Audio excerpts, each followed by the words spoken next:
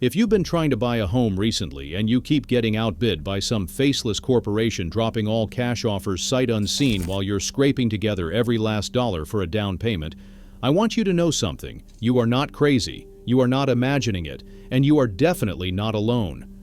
Right now in America, the median home price has surged past $400,000.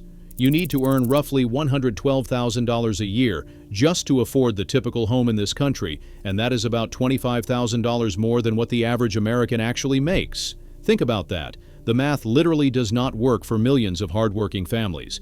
And while everyday people are getting squeezed out, Wall Street firms like Blackstone, Invitation Homes, and Cerberus have been scooping up hundreds of thousands of single-family homes, turning your neighborhoods into their investment portfolios.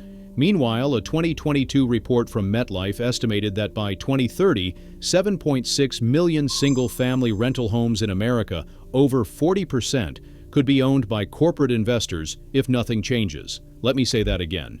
40%. That is not a housing market anymore, that is a corporate takeover. But here is what they did not expect. States are finally fighting back. And if you want to stay informed on what is happening in the housing market and how it directly impacts your wallet, do me a quick favor and hit that like button right now, because this information is something every American needs to hear. Now buckle up, because what I'm about to share with you is going to change how you see this entire housing crisis. Now here are the 10 states that just blocked Wall Street from buying homes. Let's get into it. Before we dive into the specific states, you need to understand just how deep this problem runs. According to the Government Accountability Office, institutional investors owned roughly 450,000 single-family homes as of 2022, and that number has only grown since. Now nationally, they hold about 3% of the single-family rental market. That might not sound like a lot, but here is what's really alarming. In certain cities, these corporations own a staggering percentage of homes. In Atlanta, institutional investors own 1 out of every 4 single-family rental homes. In Jacksonville, Florida, it is 21%. In Charlotte, North Carolina, 18%. These are not just numbers on a screen. These are neighborhoods where families like yours are competing against billion-dollar hedge funds with unlimited cash. And I know some of you watching this are dealing with that exact situation right now. Maybe you put in an offer on your dream home, did everything right, got pre-approved, wrote the letter, and still lost to some corporation that swooped in with cash and no inspection. If that is you, I genuinely feel for you, because that is not how this system was supposed to work.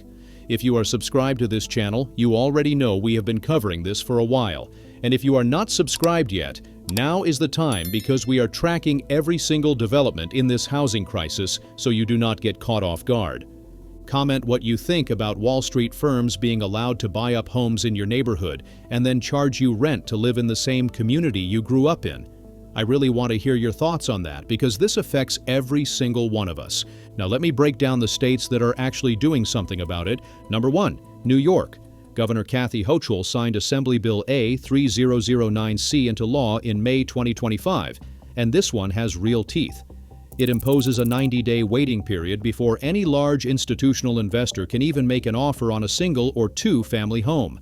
That means regular families get a 3-month head start. On top of that, it restricts certain tax deductions these corporations were using to make their purchases even more profitable. This is exactly the kind of policy that levels the playing field. Number 2, California. Assemblymember Alex Lee introduced AB 1240, which passed the Assembly in June 2025.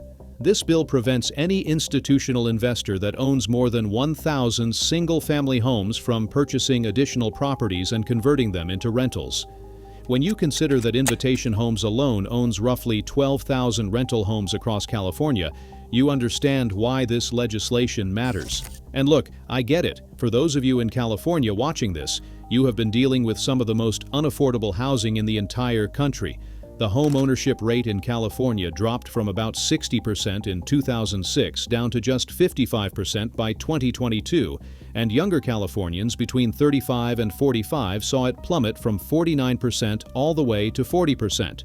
Those numbers represent real people, real families who deserve a shot. Number 3, Texas. Senate Bill 443 was introduced to limit corporate ownership of rental homes to just 10 properties. That is a massive restriction in a state that has been one of Wall Street's favorite shopping grounds for years. Texas has seen investor activity surge, especially in cities like Dallas, Houston, and San Antonio, where affordable starter homes have been the prime targets. The fact that Texas, one of the most business-friendly states in America, is stepping in to restrict corporate home buying should tell you just how serious this problem has become. Number 4, Nebraska. A bill was introduced that would ban corporations, hedge funds, and other businesses from buying single-family homes unless the business and its owners actually live in Nebraska. You have to appreciate that, making sure the people who own homes in your state actually have a stake in your community. Number 5, Minnesota. Legislators proposed banning corporations, LLCs, and investment funds from purchasing and renting more than 10 single-family homes. They carved out exceptions for nonprofits, builders, and small family-owned LLCs, which means this targets the big guys specifically. Hit that like button if you think these states are doing the right thing. Seriously, because the more engagement this video gets, the more people will see it and understand what is happening in the housing market right now. Number 6, North Carolina. Lawmakers proposed legislation that would prohibit any single entity from owning more than 100 homes in counties with over 150,000 people.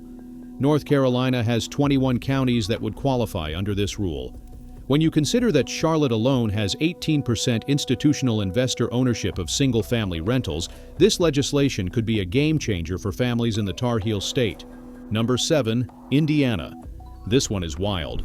The cities of Fishers and Carmel both passed ordinances in April 2025 capping single-family rentals at 10% per neighborhood. And the data behind it is staggering. In Fishers alone, 47% of all single-family rentals are owned by out-of-state investors, and 25% are owned by institutional investors, some owning more than 1,000 properties.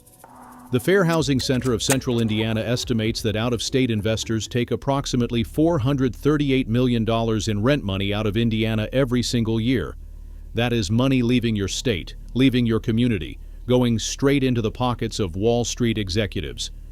Fishers Mayor Scott Fadness put it perfectly when he said his city had neighborhoods creeping up to 35 to 38% of homes purchased by investors. Comment what you think about nearly 40% of homes in some neighborhoods being owned by corporations instead of families. I want to know if your neighborhood is dealing with something similar because this is happening all across the country. Number 8, Washington State. Lawmakers proposed caps on how many units a single investor can own. One bill introduced by Senator Javier Alvarado would prevent investors owning more than 25 single-family homes from buying any additional properties unless they are making improvements or adding living units. Washington has seen the same pattern as other states, with corporate buyers flooding into growing metros and turning whole blocks into rental empires, while local families scramble to find anything they can afford. Number 9, Kentucky. State Representative Adam Moore backed a bill that would bar most single-family sales to investors with more than 50 properties. What makes this significant is that Moore is a millennial himself, and he has spoken openly about how the rising cost of housing has put homeownership out of reach for many in his generation. And I want to pause here for a second because I know a lot of you watching this are millennials and Gen Z. Only 27% of Gen Z adults own a home right now, and only about 55% of millennials do. Compare that to when baby boomers were the same age and over 40% of young adults owned homes. The goalposts have moved, and it is not because your generation is lazy or not working hard enough. You are working harder than ever, and the system has been stacked against you. I see you, and these states are starting to see you too. Number 10, Colorado. In 2024, Colorado enacted a law giving cities a right of first refusal on certain multifamily property sales. This means before a corporate investor can snatch up an apartment building and jack up rents, the city gets first dibs to potentially keep that housing affordable for the community. Meanwhile, local redevelopment authorities in cities like Denver and Minneapolis are now using their own capital to directly acquire and preserve single-family homes for low and moderate income buyers, competing head-to-head with the corporations. Now here is the really big development. In January 2026, President Trump signed an executive order specifically targeting large institutional investors buying single-family homes. The order directs federal agencies to stop approving, insuring, guaranteeing, or facilitating sales of single-family homes to institutional investors. It also instructs agencies to create first-look policies giving individual buyers the opportunity to purchase homes before corporations can even make an offer. The order directs the Attorney General and the FTC to review corporate acquisitions for anti-competitive practices, and it calls on Congress to codify these policies into permanent law. The order also requires the Secretary of Housing and Urban Development to demand disclosure of ownership in single-family rentals to identify which institutional investors are involved in federal housing assistance programs.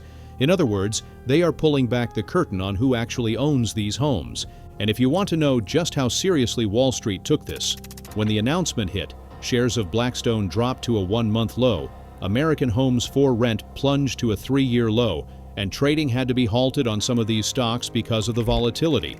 Wall Street panicked, and honestly, that tells you everything you need to know about who has been benefiting from the current system. But here is what they do not want you to see. According to the American Enterprise Institute, lawmakers in at least 22 states introduced legislation in 2025 alone to restrict institutional investors in housing.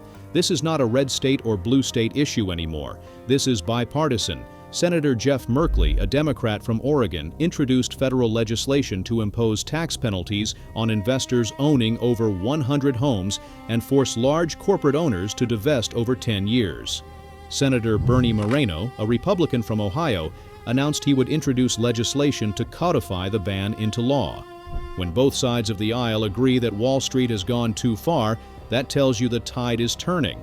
Like this video if you believe homes should be for families, not hedge funds. And subscribe if you have not already, because we are going to keep tracking every single piece of legislation, every executive order, and every development in this fight. Now, I want to be real with you for a moment. Even with all of this momentum, the fight is not over. Some of these bills have not passed yet. Indiana state legislators actually tried to override the Fisher's rental cap the same day it was approved. Corporate lobbyists are already pushing back hard, and some economists argue that institutional investors only make up about 1 to 2% of total home purchases nationally, so the impact on overall prices might be modest. But here is what those statistics miss. When a corporation owns 25% of the rental homes in Atlanta, or when 47% of rentals in Fishers are owned by out-of-state investors, the impact on those specific communities is devastating. National averages do not pay your mortgage. Your local market does. According to the Lincoln Institute of Land Policy, nearly 9% of residential parcels across 500 U.S. counties are now owned by a corporation. And in some cities, including St. Louis, that concentration exceeds 20%. George McCarthy, president of the Lincoln Institute, said it best when he noted that cash-only transactions now make up nearly a third of single-family sales, and, quote, "Those are not families with briefcases full of cash. That is Wall Street money pushing you out of the market." Comment what you think about corporations being able to hide behind LLCs and shell companies to get around these ownership caps. Do you think states need to crack down on that too? Let me know your thoughts below, because this is a conversation that needs to keep happening. Look, I know this has been a lot of information, but if you are someone who has been feeling frustrated, feeling like the dream of owning a home is slipping away, I want you to know that things are changing. It may not happen overnight, but for the first time in a long time, real action is being taken at the state and federal level to put families ahead of corporations. Keep pushing, keep saving, keep educating yourself, and keep watching this channel, because the more informed you are, the better decisions you can make for yourself and your family. Now make sure to like this video, subscribe if you have not, and click another box on your screen to watch another video covering the real estate economy.